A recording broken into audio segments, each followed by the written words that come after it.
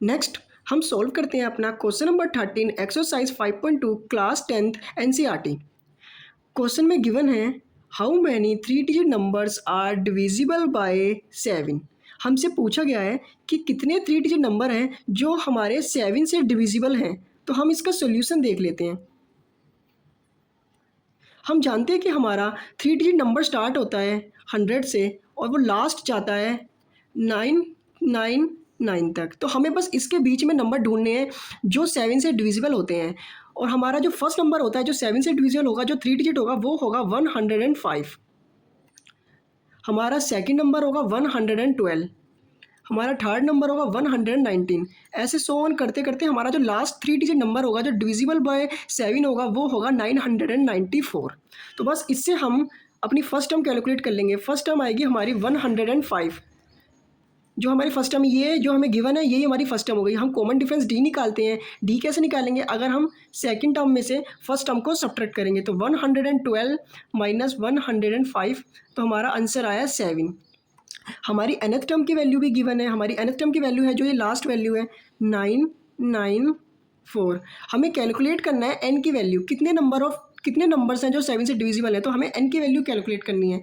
तो बस हम इसे सोल्व करते हैं अपना nth टर्म का फॉर्मूला लगा के। तो हमारा nth टर्म का फॉर्मूला होता है an is equal to a plus n minus 1 d.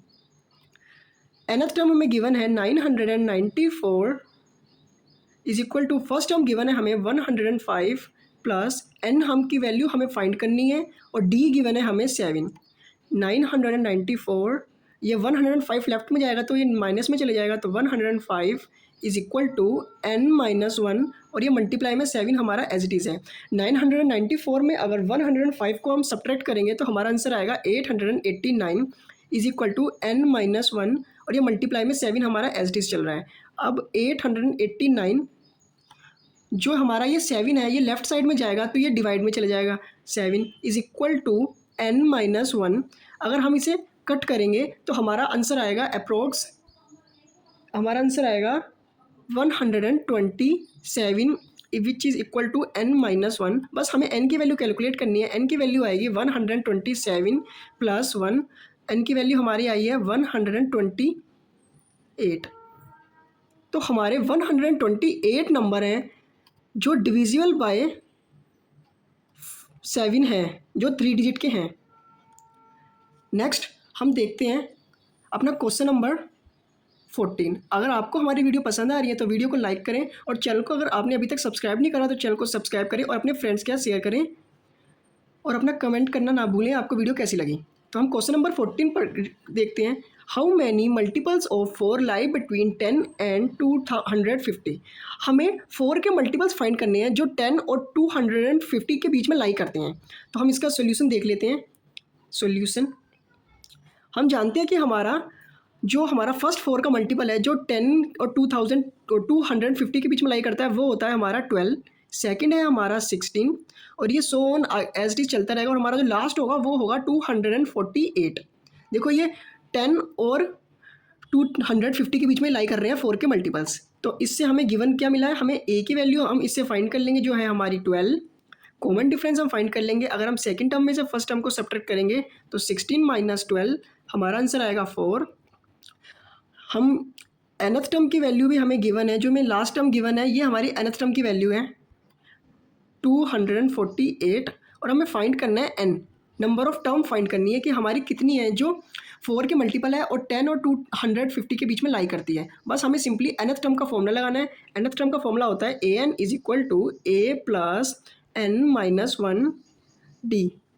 ये यूनिट बहुत इजी है, ये बहुत स्कोरिंग यूनिट है। बस इसमें आपको 3 ही फॉर्मूले यूज़ होंगे, एक हमारा nth टर्म का और एक हमारा 2 हमारे सम के फॉर्मूले। nth टर्म की वैल्यू है हमारी 248 which is equal to a की वैल्यू है हमारी 12 प्लस n की वैल्यू हमें कैलकुलेट करनी है और d की वैल्यू है हमारी 4।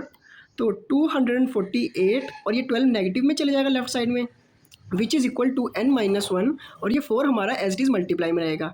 अगर हम इसमें से सब्ट्रैक्ट करेंगे तो ये आएगा 236 which is equal to n minus 1 और 4 हमारा एज इज मल्टीप्लाई में चल रहा है।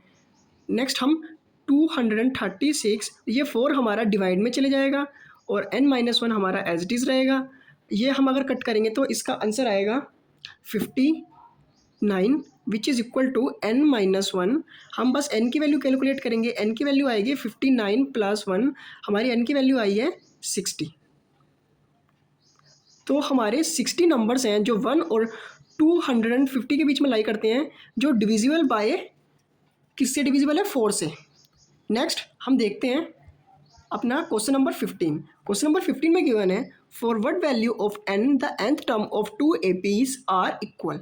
हमें दो AP गिवन है, हमारा फर्स्ट AP है 63, 65, 67 एंड सो ऑन, और हमारा सेकंड AP है 3, 10, 17 एंड सो ऑन। तो हमें फाइंड करना है कि हमारी n की वैल्यू फाइंड करनी है जिसके लिए इन दोनों AP का nth टर्म की वैल्यू सेम हो।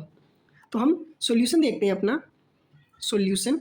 हमारा फर्स्ट AP क्या है, हमारा फर्स्ट AP गिवन है 63, 65, 67 और ये सो ऑन आगे चल रहा है, तो हम इसे मान लेते हैं इक्वेशन नंबर फर्स्ट। हमारा सेकंड AP क्या है, सेकंड AP है हमारा 3, 10, 17 और ये सो ऑन इन्फिनिटी तक जा रहा है, हम इसे मान लेते हैं इक्वेशन सेकंड।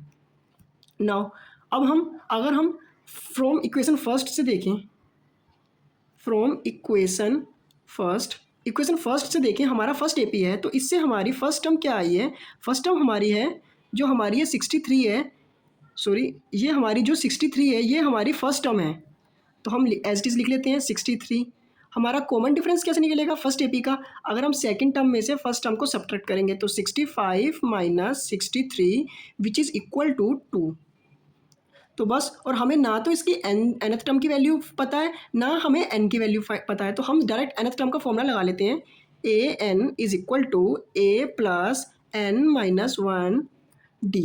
nth टर्म की वैल्यू हमें पता नहीं है और हमें फर्स्ट टर्म की वैल्यू गिवन है 63 प्लस n की वैल्यू भी हमें पता नहीं है और हमें कॉमन डिफरेंस की वैल्यू पता है 2, तो ये आ जाएगा 63 प्लस 2 की हम अगर अंदर मल्टीप्लाई करेंगे तो ये आएगा 2n माइनस 2, और अगर हम इसे सोल्व करेंगे तो ये 2n प्लस 61 आएगा। हमारी फर्स्ट AP की nth टर्म की वैल्यू आई है, फर्स्ट AP की nth टर्म की वैल्यू आई है हमारी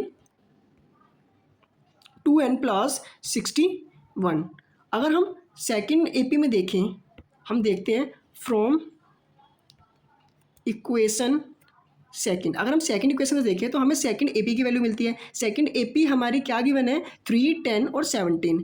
हमें फर्स्ट टर्म क्या है सेकंड AP की 3, तो हम एज इट इज लिख लेते हैं first term A is equal to 3।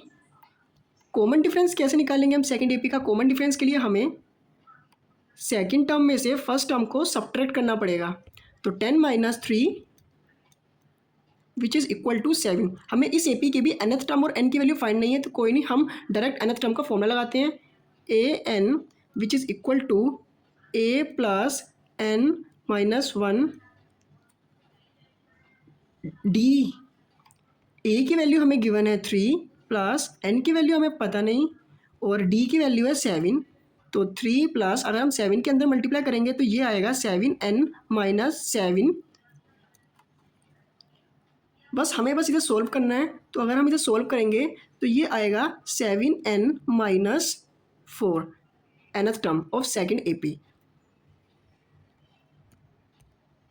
तो हमें दोनों APs जो हैं हमें उसके nth टर्म हमने कैलकुलेट कर रही है। हमें क्वेश्चन में क्या गिवन था, हमें क्वेश्चन में गिवन था कि अगर दोनों AP की nth टर्म जो है वो इक्वल हैं तो हमें n की वैल्यू फाइंड करनी है। तो हमने दोनों AP की nth टर्म की वैल्यू फाइंड कर ली है।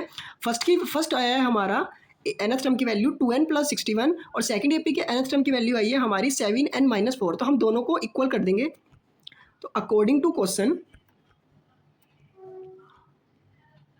क्वेश्चन हमें दोनों की इक्वल करनी है वैल्यू nth टर्म की, तो हम फर्स्ट की लिखते हैं 7n माइनस 4 और सेकंड की है हमारी 2n प्लस 61, 2n प्लस 61। बस हम इसे सोल्व करेंगे, n की वैल्यू हम n वाली टर्म एक तरफ ले लेंगे और विदाउट n वाली टर्म एक तरफ ले लेंगे, तो ये आएगा 7n minus 2n which is equal to 61 plus 4। हमें बस सिंपली वैल्यू इसकी कैलकुलेट करनी है, तो 7n माइनस 2n हमारे पास 5n बचा और 61 प्लस 4 65। हमें n की वैल्यू कैलकुलेट करनी है, तो n is equal to 65 divided by 5। अगर हम इसे कट करेंगे तो हमारे पास n की वैल्यू आएगी n इज़ इक्वल टू 13। तो हमारे पास हमारी जो 13 टर्म है इन दोनों एपी की, उनकी nth टर्म की वैल्यू सेम है। 13 टर्म जो हमारी इन दोनों एपी की है उसकी nth टर्म की वैल्यू सेम है। तो हम मिलते हैं नेक्स्ट वीडियो में। आप देखते रहिए मैथमेटिक्स टेक।